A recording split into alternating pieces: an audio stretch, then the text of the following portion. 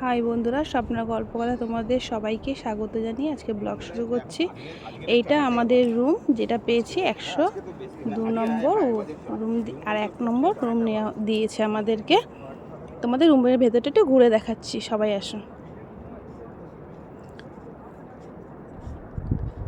বেশ ভালো রুমগুলো, পরিষ্কার মানে ভালোই বেশ। দেখো, তোমরা যদি কেউ আসো এখানে এসে থাকতে পারো। এই হোটেলটা বুক করে এরকম রুম হবে। এর জন্য তোমরা যদি আসো কোনো সময় কেউ, তোমাদেরকে দেখানোর জন্যই আর কি এটা করা, যে কীরকম হবে রুমটা, পরিষ্কার পরিচ্ছন্ন কি না, গন্ধ টন্ধ কোনো কিছু অনেক সময় হয় না, কিরম একটা গেন্দি মানে কীরকম লাগে। এরকম ফ্রেশ রুম। তোমাদের ওয়াশরুমটাও দেখাবো, চলো ওয়াশরুমটা দেখে নাও।